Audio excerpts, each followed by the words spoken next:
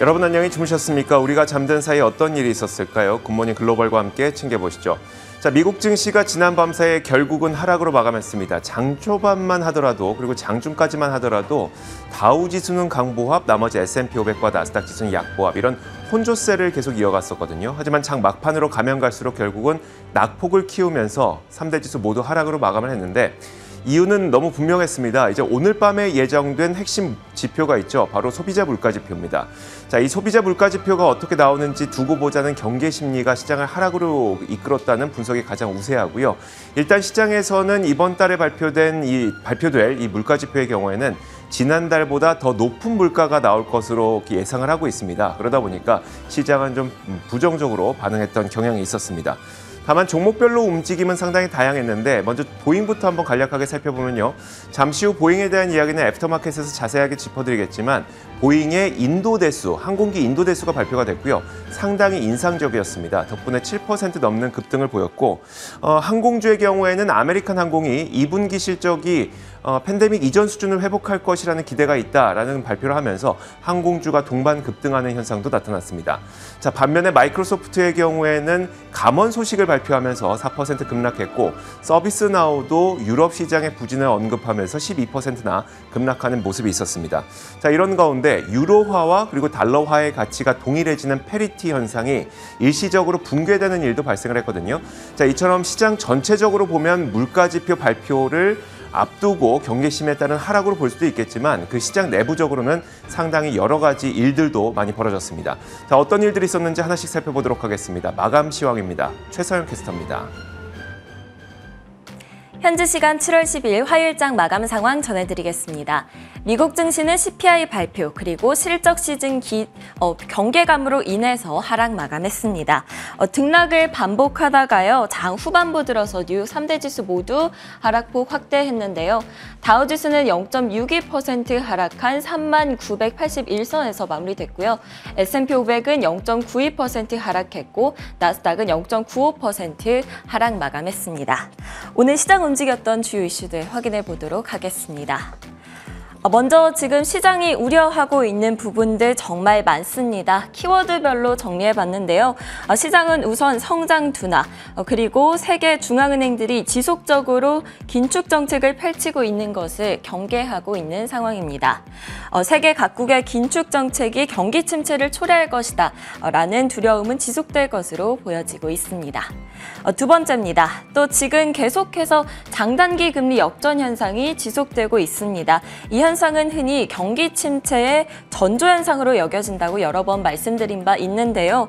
2년물 국채금리가 10년물 국채금리를 웃도는 이 역전 현상은 단순히 일시적으로만 끝나지 않고 며칠째 이어지고 있는 상황이고요. 그 폭도 확대되고 있기 때문에 시장의 우려를 더욱 심화시키고 있습니다.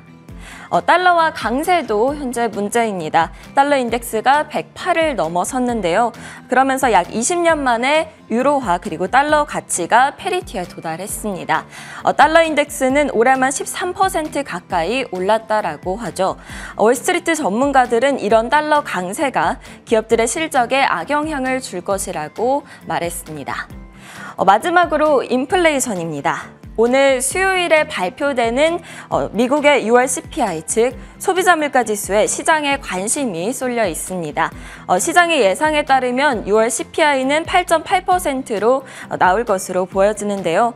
5월에 이어서 6월에도 굉장히 높은 수준으로 나올 것으로 보입니다.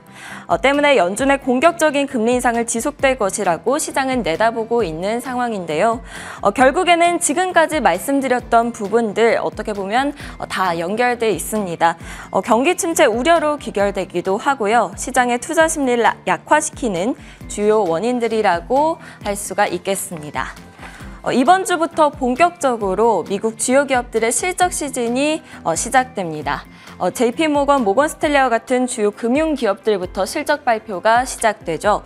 대부분의 기업들이 물가 상승, 성장 둔화, 공격적인 연준에 맞서고 있기 때문에 곧 발표될 기업들의 실적 그리고 가이던스에 기대를 하지 않는 경우들도 많습니다. 하지만 한편으로는 아직까지 경기 둔화와 같은 요인들이 기업의 실적에 크게 영향을 주지 않아서 나쁘지 않은 실적을 기대할 수도 있다라는 의견들도 있는데요. 가격 결정력이 있는, 그러니까 소비자들에게 물가 상승분을 바로 전가할 수 있는 기업들의 경우에는 선방할 것이다라는 거죠. 트루이스트의 키스러너는 이번 실적 시즌에서 누가 가격 결정력이 없는지가 드러날 것이고 더 많은 차별화가 진행될 것이다라고 이야기하기도 했습니다. 이번에는 히트맵 열어서 섹터와 종목별 흐름 확인해 보도록 하겠습니다. 모든 섹터가 빨간불 켜고 있습니다. 유가 폭락으로 에너지 관련주들 현재 빨간불 켜고 있고요. 그동안 좀 하락했었던 기술주들 역시나 이번에는 반등하는가 싶더니 다시 장 막판 들어서 다 같이 내려앉는 모습이었습니다. 마이크로소프트와 세일즈포스가 4% 넘게 하락했고요. 구글은 1%, 아마존은 2%가량 하락세 보였습니다. 트위터 주가는 며칠째 크게 하락했었는데요. 이번에는 4.3% 반등에 성공했습니다. 트위터는 일론 머스크가 기업 인수를 중단하려는 시도에 대해서 무효하고 잘못된 것이라고 말하기도 했습니다. 마이크로소프트의 경우에는 모건 스탠리가 목표 주가를 372달러에서 354달러로 하향 조정한 이후 4%가량 하락했습니다.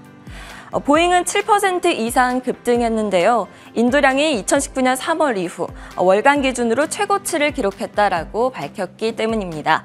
보잉은 6월에만 51대의 비행기를 인도했고요. 상반기에만 216대를 인도했다라고 합니다. 다음은 항공주들 소식 확인해 보도록 하겠습니다. 아메리칸 항공의 주가는 약 10% 뛰었습니다. 2분기 가이던스를 업데이트했기 때문인데요. 총 수입이 2019년 같은 기간 대비해서 12% 증가한 것으로 전망한다는 내용이었습니다.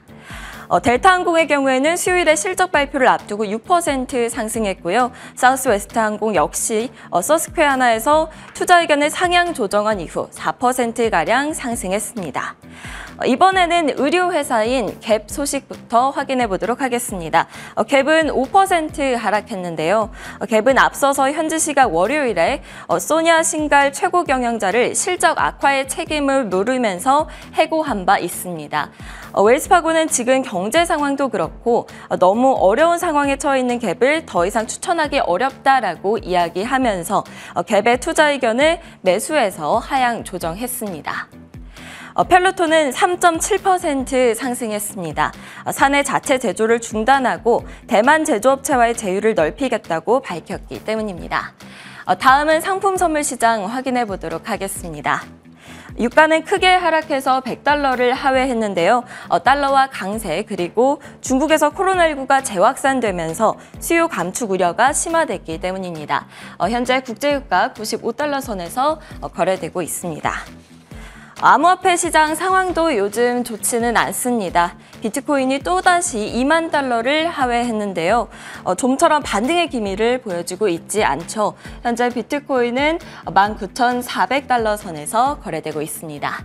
지금까지 뉴욕 증시 마감 시황 전해드렸습니다.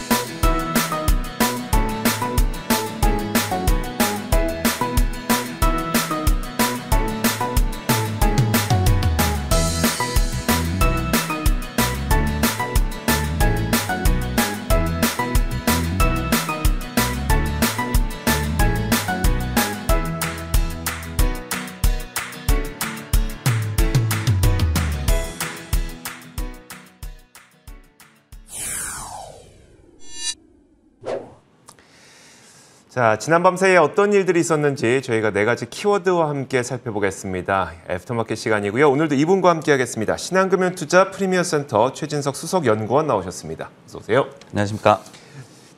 자, 오늘도 총 4가지의 키워드가 준비되어 있는데 첫 번째 키워드부터 공개하겠습니다. 첫 번째 키워드는 바로 이겁니다. 극적 반전인데 사실 어제 시장만 보면 일단 좋은 반전은 왠지 아닐 것 같고 어떤 반전을 말씀하시는 걸까요? 극적 반전이 뭐 일어났다는 아니고요. 네네. 극적 반전에 대한 뭐 기대 이렇게 좀 얘기를 좀 드릴 수가 있을 것 같아요. 이날도 이제 말씀을 해주셨듯이 미국 증시가 막판에 좀 미끄러지고 말았습니다. 근데 이제 이것이 오늘 밤 그러니까 우리 시간으로 발표가 되는 6월 CPI 지표를 좀 경계한 해석이다. 이렇게 또 해석하는 전문가들도 있더라고요. 근데 이제 극적 반전이 일어날 수 있다. 근데 이게 CPI로 인해서 그럴 수 있다는 분석이 나와서 좀 소개를 해드릴까 합니다. 바로 이제 웰스파고의 분석이었는데요. CPI 공개 후에 위험 자산이 오히려 단기 반등할 수 있다라고 분석을 했습니다. 그러면서 물론 조건을 달았는데요. 헤드라인 CPI 상승률이 컨센서스에 부합하거나 소폭 상회하거나 아니면은 대폭 하회할 경우에 이럴 수가 있다라고 얘기를 했습니다. 즉 컨센서스를 대폭 상회한 가파른 인플레이션 지표가 나오지만 않는다면은 상승한다라고 보시면 될 것 같은데요. 참고로 지금 예상치는 8.8% YOY 기준이 되겠고 그리고 MOM 기준으로는 1.1% 그리고 근원 CPI 같은 경우에는 전달 대비해서 0.5% 상승이 점쳐지고 있는 상황입니다. 웰스파고에서는 지금 컨센서스가 과도하게 형성이 됐기 때문에 이를 초과하는 것이 쉽지 않다라고 분석을 했고요. 그리고 위험자산 중에는 올해 내내 부진했던 성장주가 단기 반등의 가능성이 높다라고 분석을 했습니다. 와, 진짜 웰스파고의 말대로만 된다면야 우리도 굉장히 그러게요. 행복할 것 같은데요. 자, 과연 오늘 밤에 발표가 예정되어 있는 이 CPI가 과연 이제 정말 막혔던 상반기의 어떤 증시의 혀를 뚫어줄까? 과연 인플레이션 피크론에 대한 월가의 다른 월가의 그 아이비들의 생각은 어떨까요? 예, 뭐 예전에도 인플레이션 피크 이미 쳤다라는 얘기도 많이 나왔었고 3월부터 있었으니까요. 네, 맞습니다. 그리고 뭐 중고차 가격 상승세가 굉장히 둔화가 됐기 때문에 이것이 또 인플레이션을 굉장히 또 늦춰줄 것이다. 뭐 여러 가지 기대가 있었기 때문에 이번에도 뭐 또 속는 게 아니냐 이렇게 또 생각하실 수가 있을 것 같은데 뭐 그럴 수도 당연히 있습니다. 근데 이제 웰스파고 측에서도 밝히기를 채권 시장의 인플레이션 전망, 우리가 예상 물가 상승률, 브레이크 이븐 레이시라고 얘기하는 BER 지표도 최근에 이제 급락을 하고 있다. 그리고 원자재 가격 하락세도 저희가 확인을 한 그런 팩트죠. 이런 부분을 봤을 때 인플레이션 피크론을 좀 뒷받침한다라고 분석을 했고요. 타 기관의 이제 분석을 보더라도 물론 이제 JP모건이 최근까지도 계속해서 불리시한 전망을 내놓으면서 좀 많이 틀리고는 있지만은 고용 지표 호조가 경기 침체에 대한 공포감을 완화시켜줬다라고 얘기를 하면서 경제 재앙만 없다면은 인플레이션 완화와 함께 위험 자산이 다시 한번 반등할 수 있을 것이다라고 최근에도 분석을 또 제시를 했습니다. 그리고 이제 앞서서 소시에테 제네럴 같은 기관에서는 아예 이 반년 안에 디플레이션에 빠질 것이다라고 얘기를 했거든요. 인플레이션이 아니라 디플레이션이요? 네, 그렇죠. 왜냐하면은 원자재 가격의 가파른 하락세에 좀 주목을 했는데 그동안 이제 오버슈팅을 많이 한 만큼 언더슈팅도 굉장히 강할 것이다. 그렇기 때문에 뭐 침체 공포와 또 맞닥뜨려서 디플레이션에 올 것이다라고 또 얘기한 기관도 있기 때문에 뭐 또 과연이라는 의문을 갖게 하지만은 일단은 이번 밤에 또 지표를 좀 봐야 될 것 같습니다. 네, 알겠습니다. 어쨌든 뭐 지표가 나와 봐야 우리는 그 다음 판단을 내릴 수 있는 건 분명합니다만 만약에 오늘 밤에 나올 지표가 진짜 웰스파고의 어떤 예상치에 부합한다면 그 정도의 시장 현상을 또 기대를 할 수가 있는 거니까 한번 오늘 밤에 나오는 지표 한번 꼼꼼하게 살펴보도록 하겠습니다. 자, 이어서 다음 키워드 한번 보겠습니다. 다음 키워드는 바로 이겁니다. 페리티라는 단어인데 사실 이 페리티라는 단어가 굉장히 유명한 용어거든요. 하지만 우리가 자주 볼 수는 없는 용어입니다. 왜냐하면 자주 등장하지 않기 때문인데 저의 경우에도 거의 10년 이상 경제방송에 있으면서 한 2번 봤나요? 유럽 재정위기 때 한 번 봤고 브렉시트 때 한 번 봤고 이 정도밖에 못 봤으니까 자주 등장하는 단어는 분명히 아닙니다. 자, 일단 페리티라는 단어는 일단 한글로 직영하면 등가 아니면 뭐 동등한 가치 이 정도로 해석이 되는데요. 동등한 가치. 그래서 1유로당 1달러가 되는 것을 유로달러 페리티라고 흔히 부릅니다. 절대 가격으로 비교해보면 통상 유로화가 달러화보다는 좀 비쌌죠. 우리가 통상적으로 생각하기에 한 1유로당 한 1.2달러 정도 이 정도로 생각하니까요. 자, 그런데 지난밤 사이에는 장중 한때 1유로당 0.99998달러까지 이 페리티가 약간 붕괴되는 현상도 나타났습니다. 자, 그 이유는 바로 이건데요. 러시아가 유럽으로 연결되는 가스관인 노드스트림 1을 통한 가스 수송을 일시적으로 중단한다고 밝혔기 때문입니다. 그 이유는 월요일부터 7월 21일까지 여름철 연례 유지 보수를 위해서라고 밝혔지만 어느 누구도 그 말을 믿진 않겠죠. 보복성 이 가스 수송 중단으로 보입니다. 자, 노드스트림 1은 유럽에 가스를 공급하는 최대 공급망이기 때문에 유럽 가스 공급이 끊기게 되면 이 유럽 경제에 대한 우려가 가중되고 결국 유로화가 하락하는 결과를 가져오면서 이런 페리티가 약간 붕괴되는 현상까지 나타나게 된 겁니다. 유럽 중앙은행 입장에서는 지금 굉장히 어려운 환경에 처하게 되는데요.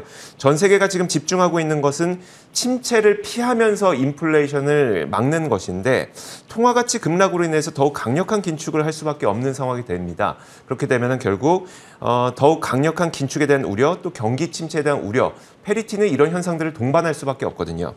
자, 결국 이 유로 달러 페리티가 이제 발생을 하게 됐는데 이게 과연 시장에 갖는 의미는 무엇이고 앞으로 이런 현상이 완화될 것으로 전망되는지 아니면 더 심화될 것으로 전망되는지 월가의 시각은 어떨까요? 네, 일단은 단기적으로 봤을 때는 유로 약세가 추가적으로 있는 것이 불가피할 것이다 이런 예상이 좀 많은 것 같아요.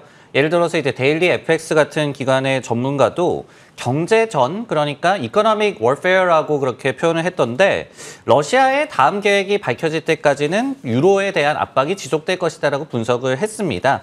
그리고 이제 코메르츠방크에서도 한 번 지지선이 무너지면은 가스 흐름이 원활해질 때까지 이 유로화 가치가 달러를 하회할 가능성이 있다라고 분석을 또 했습니다. 독일의 이제 무역 수지 적자를 좀 기록했다는 소식이 전해지면서 유로존의 경제 위기설을 부추겼던 바가 있었죠. 근데 이것과 관련해서도 saksobank에서 몇 달 내에 갚아는 개선의 기대가 힘들 것이다라고 얘기를 하면서 유로존 경제의 상대적인 또 약세가 지속이 될 것이다. 당연히 유로화 가치의 추가 약세를 불러일으키는 요소가 되겠죠. 그러면은 만약에 유로존도 침체에 빠지고 미국도 침체에 빠지면 어떻게 될까? 네네. 이에 대해서도 유로화가 추가적으로 약세를 할 수 있을 것이라는 예상이 좀 우세한 것 같거든요. 예를 들어서 도이치방크에서도 유로당 한 0.95달러에서 0.97달러까지 유로화 가치가 떨어질 수 있다라고 얘기를 하면서 둘 다 침체에 빠지겠지만 연준은 계속해서 긴축의 속도를 높일 거기 때문에 이런 점이 달러의 상대적인 강세를 일으킬 것이다. 이렇게 또 분석을 제시하기도 했습니다. 알겠습니다. 만약에 정말 둘 다 침체에 빠지고 유로화 약세가 계속된다면 사실 미국 기업들 가운데 해외 매출 많은 기업들 있죠. 특히 기술 기업들. 이런 기업들도 해외 매출의 비중을 살펴보자면 유럽 매출 비중이 상당히 높은 경우가 많거든요. 네. 결국은 기업 실적 타격으로 이어질 가능성이 높기 때문에 유로화의 향방도 앞으로 계속 좀 지켜봐야 되겠습니다. 사실 유럽에 여행을 갈 게 아니라면은 네네. 글로벌 경제 입장에서는 좋을 게 없는 그러니까요. 그런 소식인 것 같습니다. 네, 알겠습니다. 자, 이어서 다음 키워드 한번 보겠습니다. 다음 키워드는 바로 이겁니다. 자, 고용 정말 괜찮나? 라는 키워드인데요. 이제 어떤 기업에 대한 이야기일 것 같은데 누구일까요?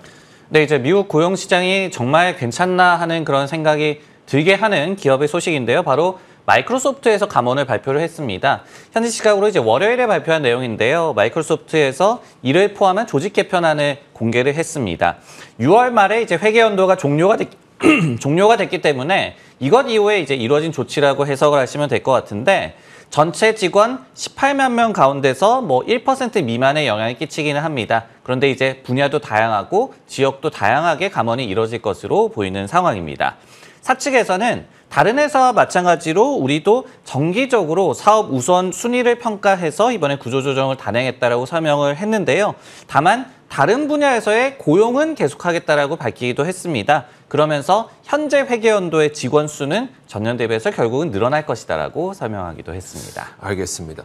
워낙 이제 긴축을 하면서도 파월 의장이 아니다, 고용 시장은 괜찮다 이렇게 자신감을 내비쳤었기 때문에 마이크로소프트마저 감원을 한다는 소식 때문에 또 이렇게 주가 반응도 격했던 것 같긴 한데 이게 감원 또 감원 양이 그렇게 큰 것 같지는 않음에도 불구하고 4% 맞아요. 넘게 빠졌단 말이에요. 혹시 다른 악재는 없었던 건 아닐까요? 마이크로소프트 같은 경우에는 목표 주가 하향 이슈도 있었기 때문에 네. 이런 점이 한 4% 정도의 급락을 야기했다라고 보여져요. 모건 스탠리에서 목표 주가를 372에서 354달러로 비교적 큰 폭으로 내렸는데 IT 지출 성장 둔화 우려가 있는데 그러면서 시장에서 소프트웨어 기업을 볼 때 성장의 내구성에 초점을 맞출 것이다라고 얘기를 했습니다. 그런 측면에서 물론 마이크로소프트가 피어 대비해서는 상대적으로 낮다라고 얘기를 하면서 그렇다고 해서 매크로 불확실성에 완전히 자유로운 것은 아니다. not immune이라는 표현을 썼거든요. 이렇게 경계감을 나타낸 것이 일단은 주가 급락에 한 몫을 한 것으로 좀 해석을 할 수가 있을 것 같고요. 그리고 이제 또 한 가지 생각해 볼 문제는 IT 업계의 이제 고용이 정말 괜찮냐 하는 그런 문제인 것 같은데요.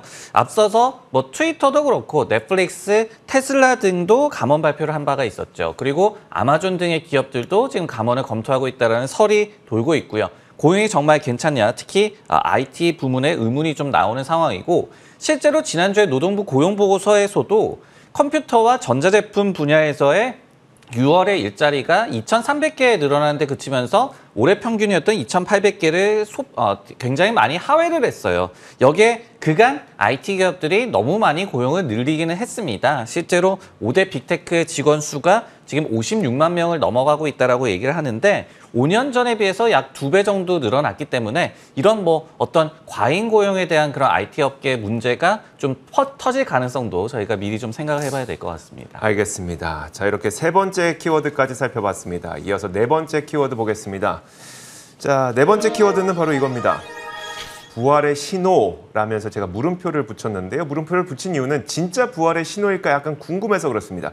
자, 그림에서 보다시피 보잉에 대한 이야기인데요. 기사와 함께 한번 살펴보시죠. 자, 보잉이 이날 인도 대수를 공개했습니다. 지난 6월 상업용 항공기의 인도 대수가 51대, 그러니까 한 달 동안 51대를 인도를 했는데 2019년 3월 이래 최대 월간 인도 대수를 기록한 겁니다. 상반기 전체를 통틀어 보면 216대의 항공기를 인도를 한 것이고요. 자, 이는 작년 같은 기간에 비해서 약 38%가량 인도 대수가 늘어난 겁니다. 긍정적인 것이죠. 자, 이 상반기 216대 인도 대수 가운데 189대, 거의 대부분이 737 기종이었습니다. 그만큼 보잉의 실적을 좌우하는 것은 이제 737 기종이라는 걸 볼 수 있는데요. 그 737 기종 가운데 맥스 기종이 지난 5년 동안 추락 사고로 인해서 거의 잘 팔리지 않았던 그런 어려움을 겪었던 기종입니다. 하지만 이번에 인도된 걸 보니까 지난 6월 인도됐던 51대의 항공기 가운데 43대가 737 맥스였습니다. 그만큼 737 맥스에 대한 수요가 크게 늘어나고 있고 인도가 제일 잘 이루어지고 있다는 것을 보여주는 것이고요. 자, 이런 대형 주문을 기반으로 하는 기업들은 대부분 수주 잔고가 중요하죠. 지난 상반기 동안 들어온 주문량이 286대고요. 이 가운데 약 100여 대 정도가 주문 취소되기도 했다고 합니다. 결국 상반기 동안 들어온 주문 대수는 186대 정도로 보면 되는데 정리를 한번 해보겠습니다. 자, 일단 분기당 거의 100대 넘는 이 이상의 인도를 지금 꾸준히 하고 있는 것으로 보이는데요.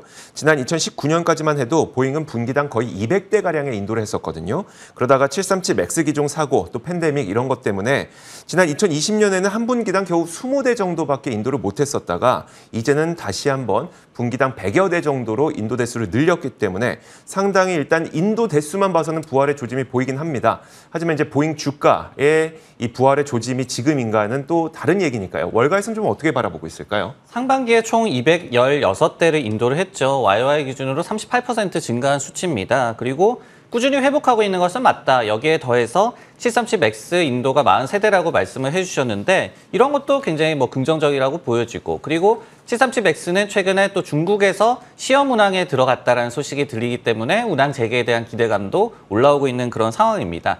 그러면은 앞으로 보잉의 어떤 인도 그런 수치라든지 아니면 트렌드가 견고하게 그리고 원활하게 유지가 될 것이냐 이 부분은 아직까지 좀 불안 요소가 여전하다라고 말씀을 좀 드리겠는데요. 왜냐하면은 뭐 예를 들어서 차세대 기종인 787 드림라이너 같은 경우에는 지금 약 한 1년간 뭐 생산 결함 문제로 인도를 못하고 있습니다. 이런 문제가 있겠고요. 그리고 이제 최근에도 이 카룬 CEO가 737 맥스 10이 생산 라인업에서 빠질 수도 있다라고 얘기를 했거든요. 근데 이제 이게 올해 말까지 만약에 의회 승인이 없다면은 이 비행 갑판을 새롭게 제작을 해야 됩니다. 그러면서 비용도 거기에서도 나올 것이고요. 그리고 타 이제 맥스 모델과 차이가 생기기 때문에 조종사를 훈련도 다시 시켜야 되고 뭐 아니면은 알맞은 인력을 새로 채용해야 하는 등 비용 부담이 추가로 생기게 됩니다. 이런 뭐 여러 가지 불안 요소는 있다. 이 때문에 오늘도 이 모틀리풀 같은 이 웹사이트에서는 해당 문제가 하방 리스크로 여전히 작용을 하고 있다라고 얘기를 하고 있습니다. 인도 대수 늘어나는 거는 인도를 해야지 돈을 벌기 때문에 물론 실적으로 찍히는 호재기는 하지만은 앞으로를 봤을 때는 아직까지 좀 불안 요소도 있다 이렇게 말씀을 드리겠습니다. 알겠습니다. 자, 이렇게 지난 밤 사이에 어떤 일들이 있었는지 저희가 총 4가지 키워드를 통해서 살펴봤습니다. 자, 애프터마켓 시간이었고요. 신한금융투자 프리미어 센터 최진석 수석 연구원과 함께 이야기 나눠봤습니다. 고맙습니다.